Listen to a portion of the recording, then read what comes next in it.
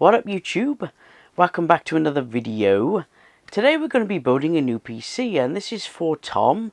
You may remember Tom from many years back when I was a gaming channel, could you believe? Rusted Berry and various other names. Win, I think he was for a bit. Anyway, he's a good friend of mine, and he wanted a better PC. So we're going to go through the build process. I'm going to go through and unbox everything. I'll put time codes in the description below so you can skip through, but there'll be unboxings and then the build, and then we'll see what it's like at the end. So let's get into it.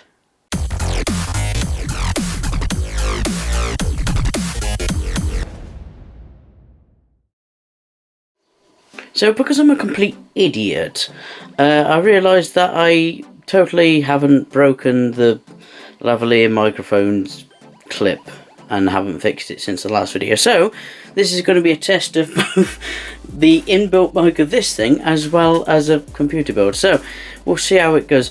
So from left to right then, we've got a Ryzen 7, which I've forgotten what it is already. Let's have a quick look. Come on, focus. Ryzen 7 5800X, and it's a 8-core processor. Very nice. And to tame that, because this doesn't actually come with a, you can feel it, it's not very heavy at all. This doesn't come with a heatsink. So to tame this beast, we've got this nice Darkrock Pro 4, and this is the version that supports AM4, AM3, AM2, all that, all various sockets, even though it's basically the same socket. And then we've got a lovely MSI MPG X570. Gaming Plus. I don't know why I paused there. The reason I went for this was because I like the newest. I have really good things about this newest chipset, this X570 chipset. So that's all good. Also, it's got what's this called? PCI Express Gen 4, which is rather nice. Then we're down here to power the thing. We've got a Corsair RM750X, and I wanted to go for at least a 80 plus gold, well 80 plus something, but ideally this is actually an 80 plus gold, because then if anything goes wrong it's less likely to take out your valuable components. To be honest, I don't think it needs the full 750 watts, but it'll get us under that nice efficiency curve. So like power supplies generally perform best at a certain load, and this should bring us in that sort of area quite nicely, as well as it gives you a bit of future proofing. And also I believe this has a silent running mode as well, so it should run pretty damn quiet, which is quite nice. So moving on, we've got the GeForce RTX 2060. Would have been a 2060 Super or 2070, or one of the newer ranges, or even a 3060, whatever. But you try and get hold of one, that's impossible. And plus this also brought the budget sort of down into a more manageable level, being as we've got some of these higher end components. This brought the budget down quite nice, and it also still kicks the snot out of sort of a lot of the older cards, so that's rather nice. We've got 2x8 gigabyte strips, so 16 gigabytes in total of DDR4 Vengence RGB Pro from Corsair. This is, if you can see, yeah, there we go.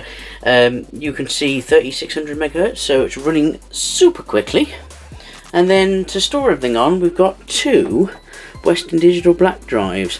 Now they're both 1 terabyte each because space is nice. One is, where is it? Is it this one? Yeah, this is the Gen 4 one. So this one will run at sort of 7,000 megabytes per second read, and I believe the write speed is somewhere close to that as well. So that's rather nice. That will be our main drive. That will be Windows apps and all that jazz, and probably a couple of games as well if you really wanted to run them really quickly. And then we've also got the Gen 3 version, which isn't as quick, but it is still around 6 times faster than your average sort of SATA drive, and it was literally 10 quid more, I believe. So I thought, well, screw it, it's got 2 slots on the motherboard for some lovely jubbly PCI Express storage, so why not use that to its full potential. So as you can probably tell, this is unscripted, so I'm rambling a bit, so let's just get on with it. So I'll go through each of these, do a little bit of an unboxing, and then we'll get on to the build. So I'll put time codes in the description so you can click to it, or I'll put a flash of time code on the screen if you want to skip forward to different parts of the video. But yeah, let's get cooking. Right, let's start unboxing this stuff then. So we're going to start off with the power supply, the Corsair power supply. And yes, I am using a 3D printer spatula to open it because I can't find my scissors. Sounds about right, doesn't it? So we'll get this open and have a look inside. I'm going to have a lot of packaging to get rid of. There we are then. So we've got the manual. I'm going to spend too long on each of this because there are probably better videos out there than me. Some nice cable ties and gubbins, and oh, you get a Corsair sticker. I wonder if he's, well, it's a metal sticker. I wonder if I have to ask Tom if he fancies having that to put on. The power cable. Oh, there's a big whacking bit of packaging. This is the power supply itself, fully modular, I've got to say, fully modular. So if you look there, you see all the things. You only plug in what you need, which is oh so lovely. That's upside down technically, but yeah. And then there's a label on here. What's it say? Low moderate loads in this mode, this will not spin. Oh yeah, so it's just a bit of information about that. Get up there. If I can, is that focusing? I hope it's focusing. Anyway, there's a bit of information about that. We'll put that back in there, ready for later. And all the cables come in this lovely little thing, using that 3D printer. Lovely little bag, little Corsair bag with a branded logo and all the cables you possibly need for your computer and setup inside. Won't mess with that too much, but I am a fan of that. Moving on to the next unboxing. So the next one is the motherboard, the MPG, is that MPG? Yeah, I'm upside down if you're wondering. MPG X750 Gaming Plus MSI, and made for Ryzen. So let's get this sucker open. Is there any, I wonder if there was going to be any sort of cables holding it open. There we are, look at that. This is a full ATX motherboard, I believe. Isn't that a thing of beauty? I'll turn it around so you can see it a bit better. Look at that. That is a very nice little motherboard. And this isn't even like the high range.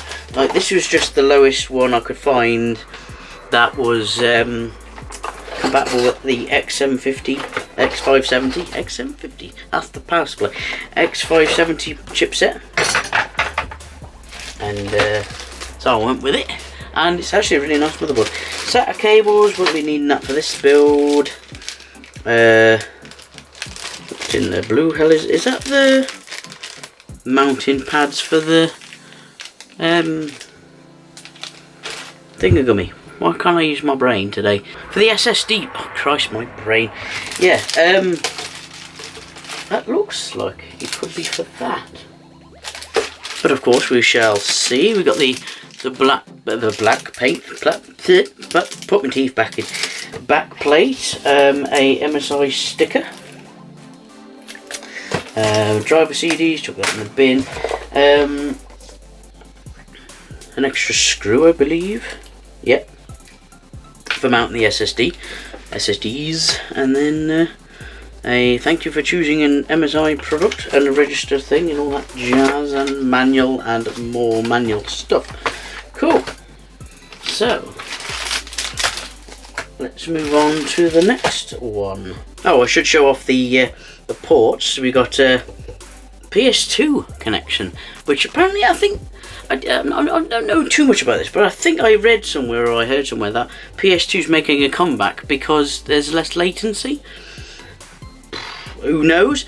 USBs, USB 3, 4 USB 3 ports, 2 USB 2 ports, a HDMI if you're going to use the onboard, we're not going to, and then full sound card with optical. So, quite nice. So next we'll have a look at the, and get rid of the spotlight, at the graphics card, the 2060. I don't think this has not got any stickies on it, so... Incidentally, 90% of this was bought from eBuyer. I'm not sure if I mentioned that in the previous video when I did one of these. Because I like them. They've always been really good service, and even if you pay for like the standard delivery, like the 3 to 5 days, it's normally with you within a day or two. So I've had next day through that before, so it's a nice service. The other thing I didn't was the actual cooler, which I'll show you in a minute. Because I couldn't get the only one they had was the one for the LM4 or whatever it is. It's the big fat CPUs anyway. But yeah, so let's have a quick look at this. You don't generally get a lot with. This is a Gigabyte quick start guide and stuff. You don't normally get a lot with a graphics card because you don't need it. Gigabyte quality certified. It says on the sticker. Marvellous. Isn't that a lovely, lovely looking little graphics card? This is even a back plate as well to stop you from touching things, which is quite nice. Dual fan cooler, and got the nice logo on the side there. Marvellous. Well, that was a quick one, wasn't it? Let's move on to the next one. Oh, again, I should probably show this. I believe it's got 3 display. Let's have a proper look what happened. It will. Yeah, that was just. I should have looked before I did that, but yeah, 3 display ports and 1 HDMI for your outputs. So next we're moving on to the Darkrock Pro 4 by BeQuiet. If you haven't heard of BeQuiet, they make amazing fans and coolers and different things. Very nice. Very nice. What's this? Oh yeah, all the gubbins. You know, like the manuals and things. We don't need to go too much into this. I think this is probably all the mounting hardware. Yeah, I'm not going to pull all that out yet, but that's all the mounting hardware. Marvellous. I wonder if it comes with a back plate. It doesn't matter because this one's got a beefy back plate on it anyway. But if the coolers of this magnitude, the size of the blessed thing, usually, I'm going to tip this upside down. Usually come with their own back plate because they are big heavy boys. Like that. Oh, that's nice. I didn't see that before. Comes with a BeQuiet screw. I'm assuming because to mount it you have to have a long screwdriver to tighten it up, I'm assuming. So they provide a BeQuiet screwdriver. So let's get these sides off. And I'll keep that foam pad on the bottom. Yes, there we go. Is that going to protect if it has? That's alright. There we go. So you've got your 120, I think it's on the front. 120mm on the front, and then inside here, I believe there's another fan hiding. Yeah, you can just see there's another fan hiding in there. And I think that one might be 140. I'll have to check that one.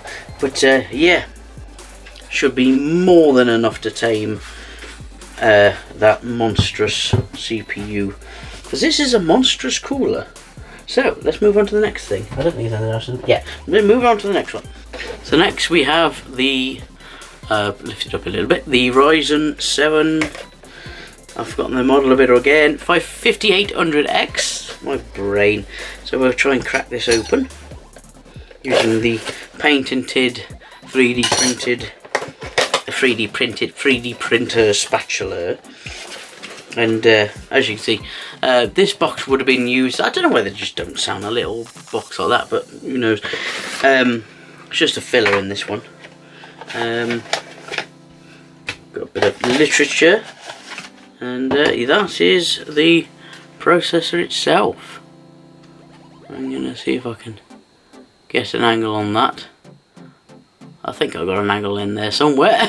But yeah, that's the processor, and yet another sticker, and a bit more literature.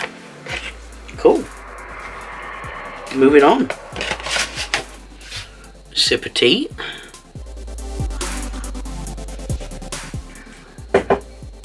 Sound like Biffa.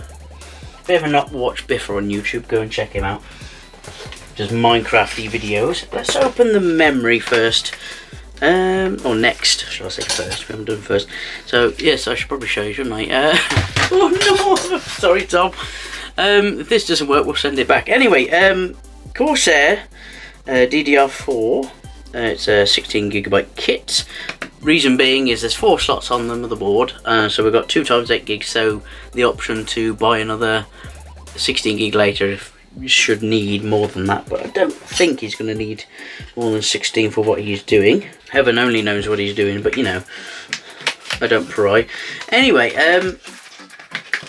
let's get this out, and then I think that's it. Yeah. So again, a little bit of literature and a little sort of quick starty guide, and then there's the memory itself. Is this the back side? That's the front side. That's the front side. That's what you want to see in it. I need to get a diffuser for that light. But yeah, these top bits are all RGB apparently, so that'll be fancy to see. I haven't seen RGB RAM before. And yes, people are probably screaming at me saying, how have you not seen that before? I mean, well, I have on videos, but I've never had the the budget like this to actually build a decent system like this for a long time. So, you know, we take what we can get. Right, let's move on to the, let's open this one first. I believe they're going to be much of the same. This is the Gen 3 Western Digital Black Drive, 1 terabyte. Again, this should be a fairly quick one, because it should be, yeah, it's just literature, and then the SSD itself.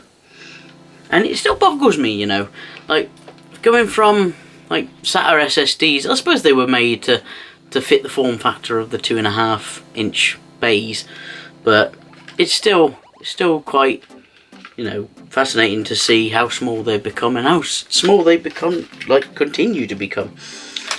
So I assume the other one's going to be much of the same. So if it is, then you won't see anything now. If it isn't, you'll see a short clip and then the next thing. And yes, it's exactly the same. I don't know what I expected really. I suppose you can have a look at the SSD. There we go. I might include this anyway. But yeah, very nice, very nice. I believe that's it now, apart from the case, which I didn't include in the opening bit. I just realised, but never mind. You'll see it now anyway. So, no memento, por favor. Okay, apologies for again for the slightly jank angle. I don't really have anywhere else to put the camera for this one. But yes, this is a MSI MPG Gungnir 110R. So it's this is one that Tom picked out, and this isn't actually part of the budget. This was my budget was 1,500 for all the parts, and then this was kind of just extra, whatever it cost. How am I going to do this? Hopefully I'll be able to lift the box off.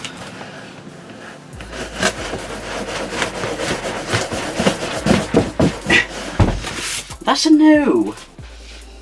That is a big fat no. Come on!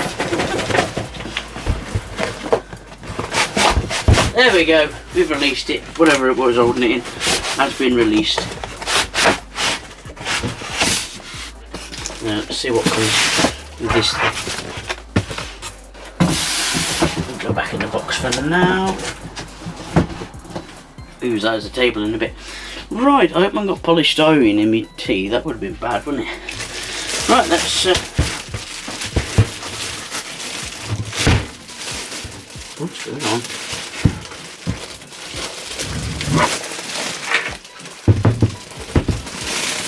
Oh, he had it on his back.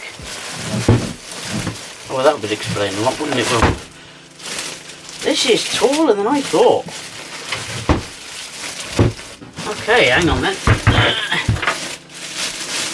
This was packaged in a way different way than what I expected. I must say, this thing is probably one of the more pretty cases I've ever worked, or ever, I say worked on, I haven't worked on it yet, but you know what I mean, been in the presence of. So, side panels all tempered glass, looks like it's got a protective film on it you can peel off. I shall put that there. Tom, that's your honour, I'm not doing that, you can do that, and as well as the peel on the the front pieces as well. So let's get the side off and we'll have a look. God, oh goodness me, who tightened this up? The Hulk? Crikey. Who's tightened this on? Need a good slap. Hold on. I mean, they probably didn't tighten it up like this in the factory. It's probably just been jostled around in transit. If I can just break it loose.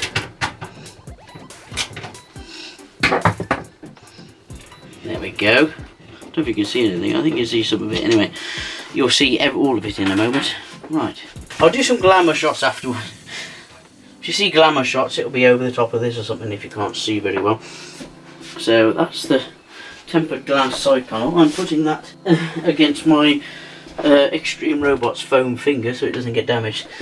Right, so it looks like inside, quite nice. Power supply goes down at the bottom. You can see all this is marvellous. Power supply at the bottom, and it's encased in this, and then feels like plenty of room for cable management behind there.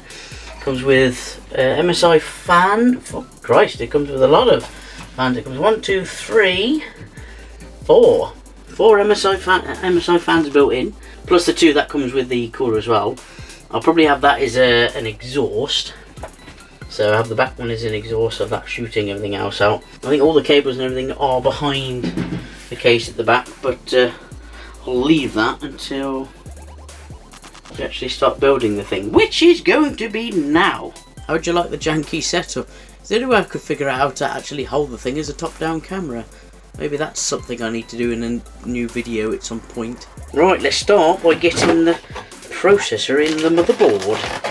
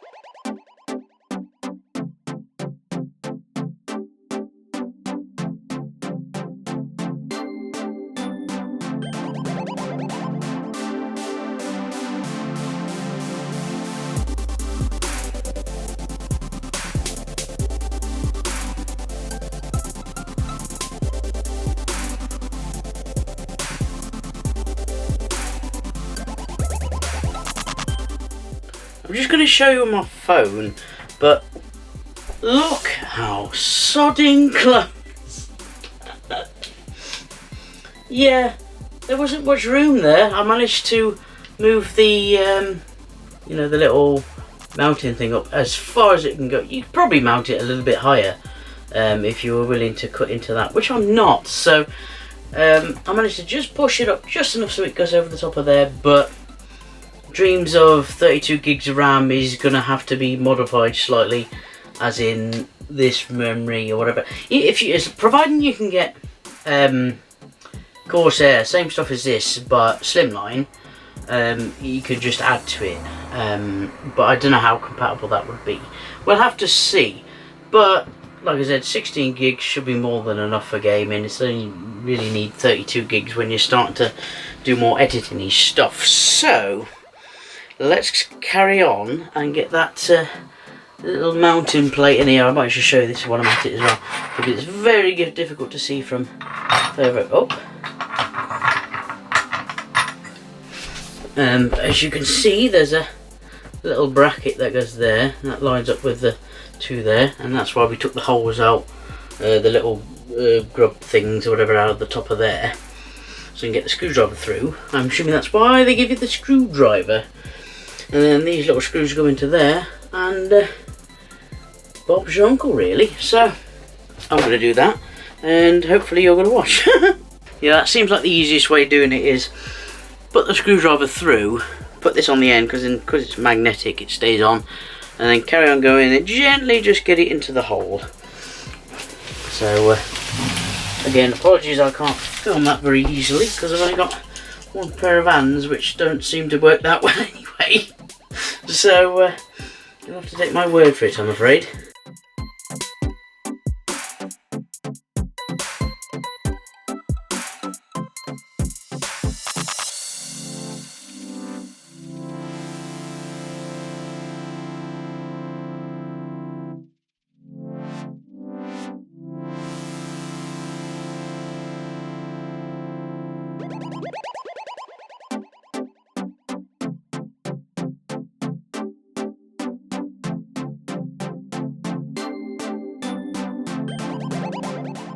That has by far got to be the chunkiest cooler that I've ever fitted. I mean, perhaps maybe with the exception of the Noctua HD 15, because that's pretty big as well, to be fair. But yeah, surprisingly easy. I mean, there was a few little mishaps, like the situation with the RAM, but I've managed to make enough clearance for that just in the fan alone. Sticks up a tiny bit, but like the vast majority is going to be going through the fan, plus you've got the one in the middle as well, so we should be good on that front. So let's fit the SSDs, the things. Now to figure out which one's the Gen 4, which one's the Gen 3. Where is the manual gone? Okay, definitely worth checking. Manual. Christ, you can have a chunky one in that one, can't you? So I'm getting distracted. Yeah, the top one's the Gen 4 and the bottom one is the Gen 3. So let's make sure I put those in their respective holes. No, I don't know why I said it like that. Let's move on.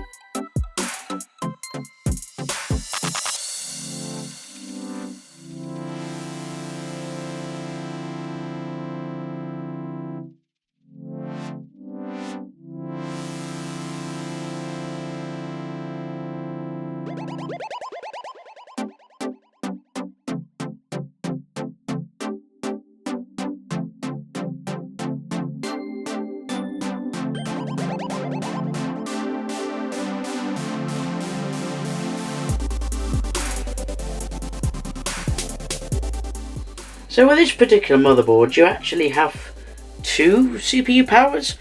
Now, for the most part, what I've seen on the internet and everything, that 8-pin is more than sufficient for most CPUs and things. That second one's mainly for if you're extreme extreme overclocking, or we've got a particularly beefy R9 perhaps, or something like that. And it's mainly for redundancy, but being as I've got a power supply that has the capabilities of having both in, I'm going to plug both in. But just so as you know, if you have this sort of setup and your power supply only has one CPU connector, then you can just use the 8-pin and you should be fine. So let's try and do that. It's going to be a nightmare.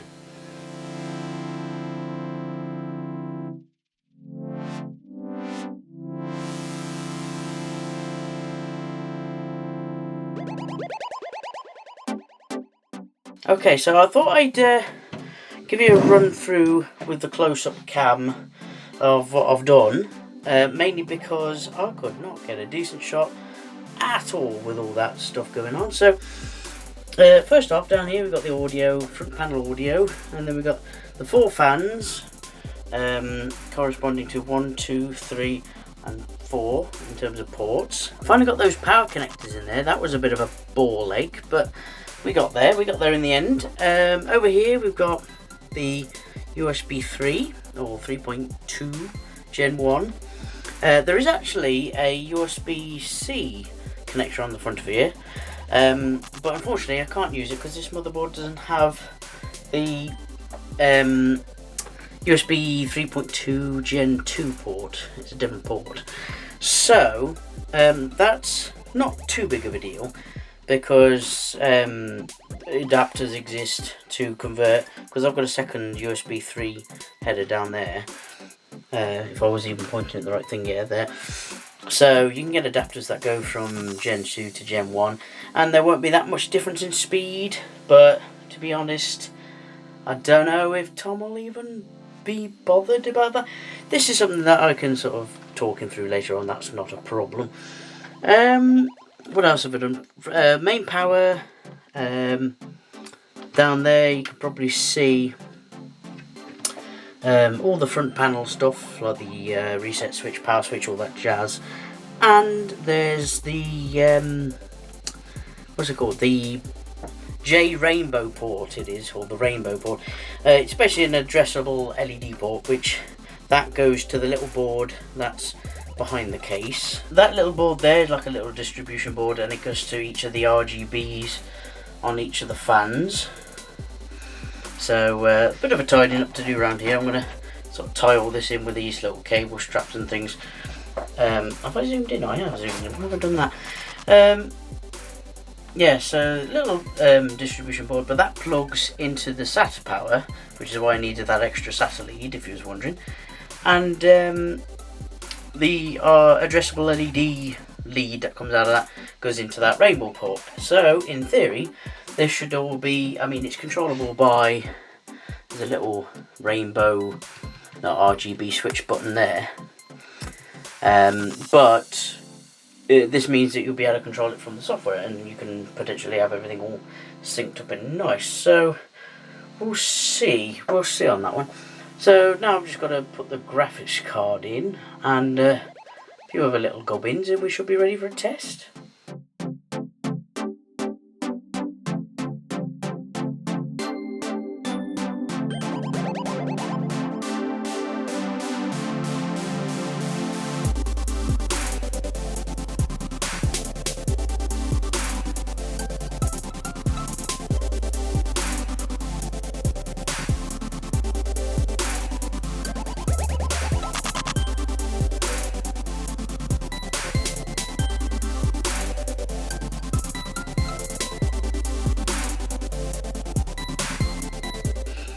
This is a very nice screwdriver.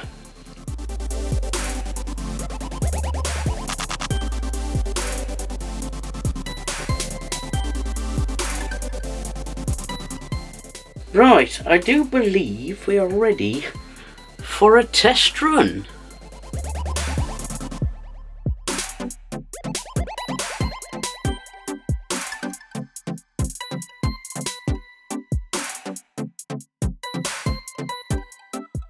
Right, here we go. Here's the smoke test.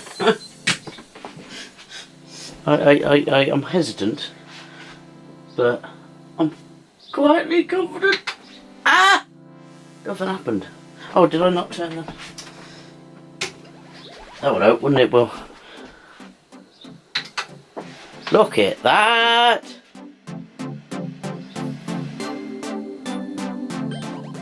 They're all red. Are they going to cycle through? Or are they just going to all stay? I don't know. They look awesome. That's all I know. Let's see if I can get the. I'm just going to hit the. Oh, the RGB RAM. I've just noticed. I'm going to hit delete. Not sure whether that's going to do anything whatsoever. I'm going to figure out to turn the monitor back on because somehow I've turned it off. There we go. HDMI. Marvellous. Bloody hell. First time. Look at that. Right then, what we got? AMD Ryzen 5800 2066, that's fine, we're going to bump that up in a minute. It's found all the RAM, USB device, one mouse, one keyboard, device, what's it, device change, CPU, memory, well I should have thought so. So let's F1 to enter setup. Of course, providing the F1 key actually works. Apparently not. Hang on then. Let's restart it. Reboot and search for proper root. Yeah, the keyboard's not working. Is my battery dead? My battery might be dead. One moment. Backup keyboard. Don't tell me you're dead as well. Okay, so the other keyboard was dead. So the only other keyboard I've got handy at the moment is my old gaming keyboard. This is somewhat out the arc. This is about probably a 10-year-old keyboard now. This is a Microsoft Sidewinder X6 if you're so interested, but yeah, it's quite a bit of retro tech I suppose now. I don't know how sought after it is, but yeah, you know, so let's hopefully this works and doesn't make me look like a complete pleb. Like, so let's try and restart again. Hit the old delete key. This is hardwired as well, so we shouldn't have any issues. And yes, that was a, well, that is a car keyboard. Car keyboard. That would be cool. No, a car mouse. What are you doing? There we go. Apparently I wasn't spamming delete fast enough. Right, so there's the processor all running very nicely. We've got the 3.8 gigahertz there. I think that boosts up to 4.2 or 1. I forget. Let's have a look at the memory. We're running at 2666, but we can see we've got two XMP profiles, so let's go and change those. Just switch that on up here. It's got a XMP. Turn that on, and now we're still running at 2666, but once we save and reboot, we should I've just noticed you can take a screenshot. That's cool. That should then bump up to 3200. So let's do that. Quick. No. We want to. Which is the button? Forgotten on this key on this motherboard. Oh, okay. You just literally click the cross and the cut. Fair enough. So we'll go that and we'll click yes. We'll reboot that and we'll spam delete again because I was too slow apparently before. What are you doing that for? Okay, so enabling AXMP made it so it wouldn't boot. So we won't do that. We'll go into advanced once I figure out where the thing. There we are. So yeah, so bring it up there. I don't know which profile it used before, but they both should be the same. Let's try profile 2 this time. Let's specifically, and then we'll see if it boots this time. Doesn't look good, does it? Hang on a minute.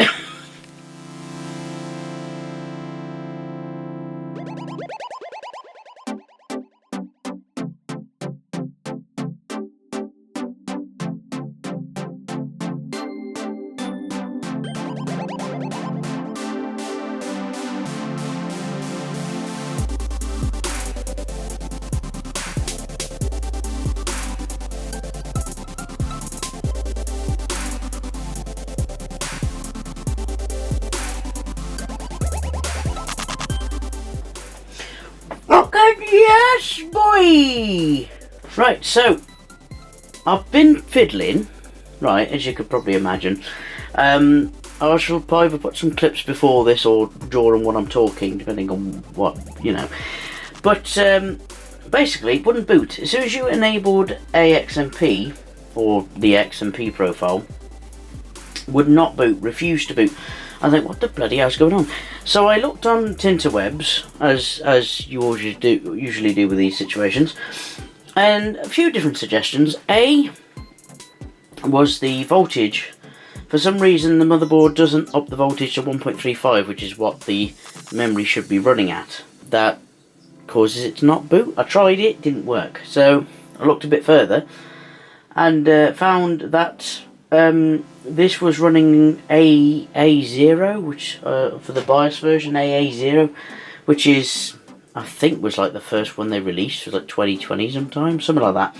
Quite an old BIOS, and I looked on Tinterweb and they said that updating the BIOS could help. So I updated the BIOS, re-enabled XMP, and I set the voltage manually to 1.35. Because that's what it's supposed to be running at apparently. So rebooted it, everything seems to be working, which is absolutely marvellous. So now let's get on with installing Windows and see how much of a ball like that's going to be.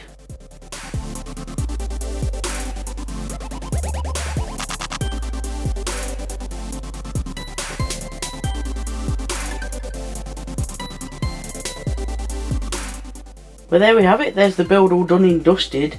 I've got to be honest, this one looks really good if I do say so myself. The sort of the way the window in the front with the lights and everything, and all the fancy lighting inside, it just looks pucko, and this nice tempered glass side panel, very nice indeed.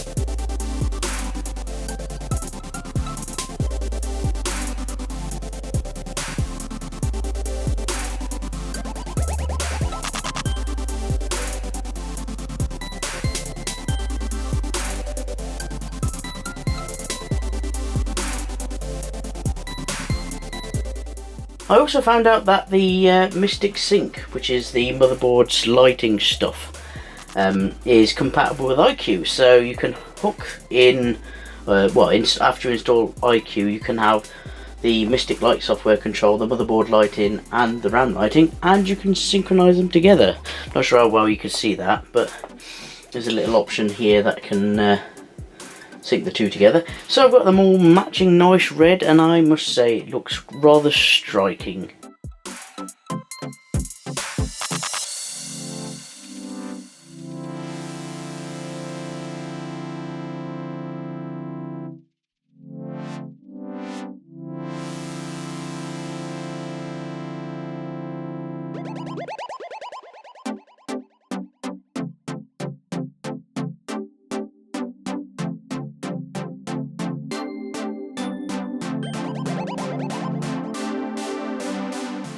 The only thing I couldn't do was plug in that little USB-C port at the front, unfortunately, but that's easily solved with a little adapter, and I'll talk Tom through how to put all that in and plug it all in. It's just a little adapter that plugs into the USB 3 slot on the motherboard, and then you can plug the USB-C port, USB-C port, I think it's Type E or something like that, into that, and then it just works. It might not be at the full speed, but at least it'll be a working USB 3, so that's or USB-C, so that's quite nice. So Tom, I hope you enjoy your new computer, and hopefully you'll be coming to pick it up tomorrow, so hopefully might be able to get his reaction if he doesn't mind. Because I'm not sure if he wants me to record him or not, but yeah, I hope you enjoy it, mate. But there you have it, there's the finished build. Unfortunately, we wasn't able to get his reaction, but I can assure you we was very happy with it. He came over and picked it up a few days after the end of that clip. So he was very happy with it, took it back to, I think it was like, he came in like a 3-hour drive to get here, so he's a legend to save me having to try and post it or anything like that. As always, I'll put all the links to the different parts in the video description. They might not be as relevant these days, they're still pretty good, but I've probably been sitting on this video for maybe 6 months now, so it might be a little bit out of date, but still a very good system nonetheless. I actually really wanted to put a better graphics card in the computer, but the shortage back then, and I think it's only ever gotten worse since, of graphics cards is just immense, so I just went with what I could get at the time. And granted, it's still a very good card, and it brought, you know, the overall cost down quite a bit, but it might be something that we upgrade in the future. But yeah, Tom, if you're watching, I hope you enjoy the computer. My apologies, it's been so long for this video to come out, because I know you've been wanting to see this, so hopefully you enjoy it, and hopefully everyone else enjoys it as well. But anyway, thanks everybody for watching. If you enjoyed, please like, comment and subscribe, it helps me out a lot, and I shall see you next time. Ta-da! They may not be relevant these days, because this video's I've been sitting on for about a year, and I've got an itchy arm. This is no good. Anything else I need in that in the middle bit? I don't know, that's close enough, isn't it? I'll just use it if it's good. If it's not, I won't use it. Yeah, okay, that'll do. Bye bye.